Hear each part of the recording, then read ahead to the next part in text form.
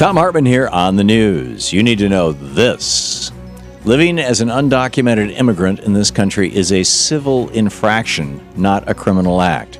But some members of our House of Representatives are working to change that.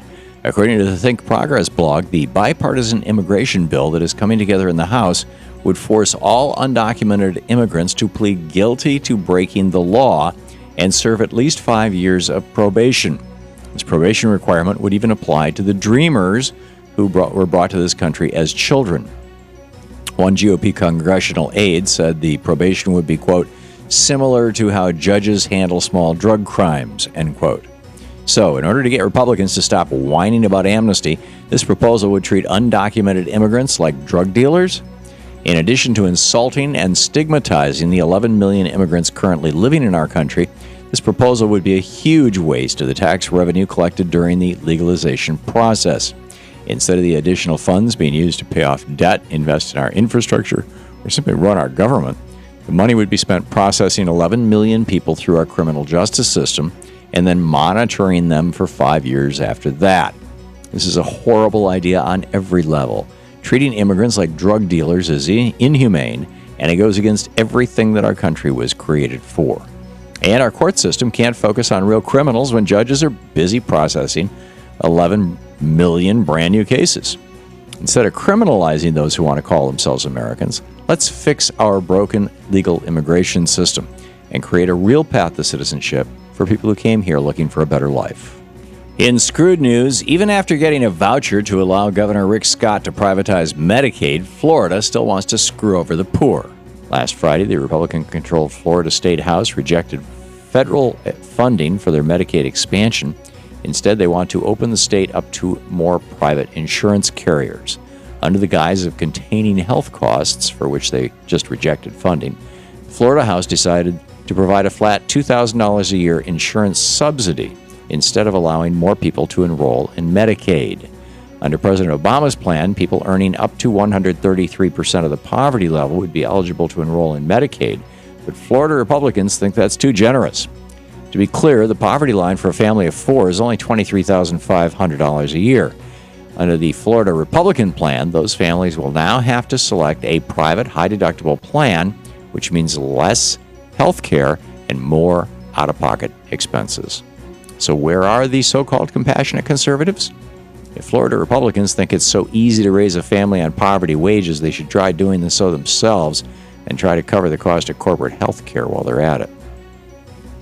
In the best of the rest of the news, Maine is joining the fight against corporate power.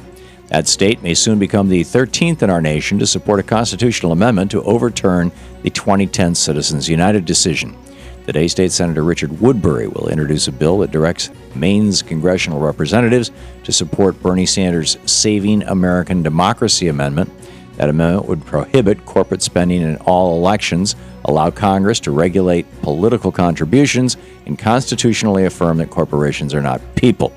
Senator Woodbury has been a leading voice in Maine against Citizens United, saying it has trivialized the voice and influence of regular voters. Hopefully, that state's legislators will support Senator Woodbury's proposal and help in the fight against corporate power. You can help, too, by signing the petition at movetoamend.org. The point of a gun buyback event is to get guns off the street. But Arizona Governor Jan Brewer just signed into law legislation to make the events pointless. Several cities in Arizona had conducted gun buyback events and successfully collected hundreds of weapons.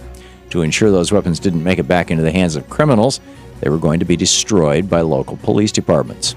But Jan Brewer just undermined all their efforts by mandating that surrendered weapons must be sold back to gun dealers rather than being destroyed.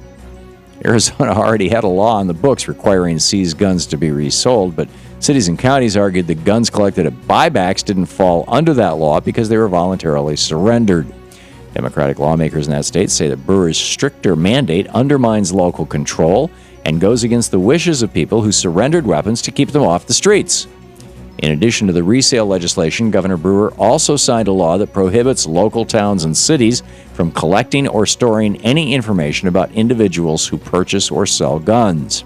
So, in one day, Governor Brewer went against the will of the people and mandated that cities can't get weapons of war off their streets and then made it virtually impossible to track illegal gun sales. Unbelievable.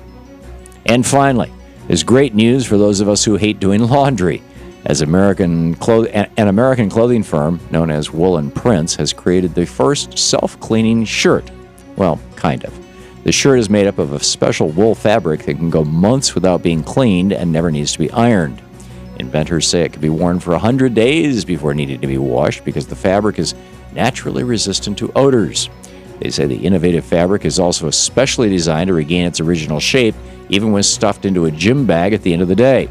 15 people were asked to test the garment maker's claims, and a company spokesman said testers confirmed the shirt's odor and wrinkle-free properties. The spokesman added that they didn't expect anyone to really go over 3 months between washings, but said, if you want to go for the 100-day challenge, we aren't going to stop you. No word yet on when the shirts will be available for purchase. And that's the way it is today, Tuesday, April 30th, 2013. I'm Thom Hartmann.